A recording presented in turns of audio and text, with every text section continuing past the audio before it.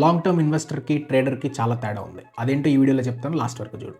Hi, I'm Yugandhar. I'm a finance enthusiast. Welcome to the channel finance with you. This is day 47 of finance in 60 second series. Long term investor ఎప్పుడు పర్టికులర్గా ఒక కంపెనీలో భాగం కొనుక్కుంటాడు, price మూమెంట్ని కాదు. Next వచ్చే కొన్ని ఇయర్స్లో మార్కెట్ ఎలా పర్ఫామ్ చేస్తుందన్న దాని గురించి ఆలోచిస్తాడు. టైం అండ్ కాంపౌండింగ్ని వాడుకుంటాడు. డైలీ వచ్చే ప్రిడిక్షన్స్ని, కంపెనీ నాయిస్ని పట్టించుకోడు. స్లో అండ్ స్టడీగా వెల్త్ని బిల్డ్ చేసుకుంటాడు. ఇప్పుడు ట్రేడర్ ఆ పర్టికులర్ డేలో వచ్చే ప్రైస్ మూమెంట్ని కొని అమ్ముకొని ప్రాఫిట్ చేసుకుంటాడు. ఈ నిమిషం, ఇవాళ, ఈ వారం గురించి మాత్రమే ట్రేడర్ ఆలోచిస్తాడు. ట్రేడర్ ఎప్పుడు టైమింగ్ అండ్ యాక్యురసీ మీద చాలా డిపెండ్ అవుతాడు. ఎక్కువ స్ట్రెస్కి లోన్ అవుతాడు. చాలా తక్కువ టైంలో ఎక్కువ ఎమోషనల్ డెసిషన్స్ తీసుకోవాల్సి వస్తుంది. ఆఫెన్గా లాసెస్ ఎక్కువ వస్తాయి ట్రేడర్కి.